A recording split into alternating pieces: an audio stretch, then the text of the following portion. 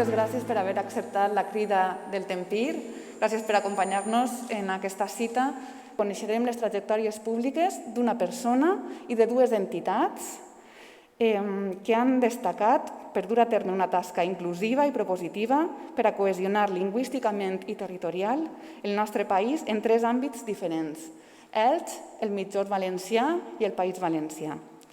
Continuem amb el segon guardó del matí. És en la categoria Sud i la Junta Directiva li l'ha concedit a la Muixeranga d'Alacant. Els motius pels quals atorguem aquest reconeixement són diversos. La Muixeranga d'Alacant representa un magnífic exemple de recuperació d'espais per a la valencianitat lingüística i cultural a la capital de l'alacantí.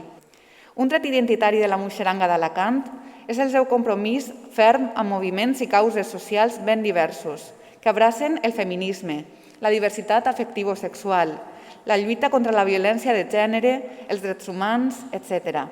Per tant, les diverses maneres de combinar la cultura popular valenciana amb la implicació en les causes socials i solidàries més significatives fan de la Muixeranga d'Alacant un model associatiu digne de ser emulat arreu.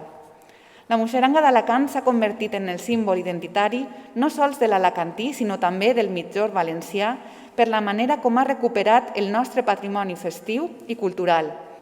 Les trobades muixerangueres en què participen, les activitats culturals que desenvolupen al llarg de l'any i les actuacions que realitzen, sobretot arreu del sud, han provocat que ells siguin exemple palpable que un altre Alacant i un altre sud és possible d'aconseguir i de fer realitat.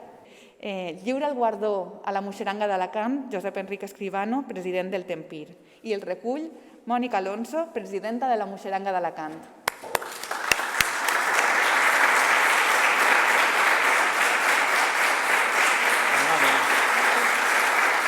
Doncs a la Muixeranga d'Alacant som una associació cultural que ens encarreguem de desenvolupar l'activitat de construir torres humanes i valls dels valencians a la comarca d'Alacantí sobretot, però en realitat també rebem gent de totes les comarques del voltant. Estem contribuint a difondre la cultura valenciana, a difondre la nostra llengua, així com per a defensar una manera de fer oci en grup, és a dir, una manera de tindre una cultura que siga cooperativa, que estiga allunyada dels valors individuals i de competició, i que primen també el fet que la família no sigui només la família biològica, sinó també la gent amb la que fas colla, la gent amb la que convius.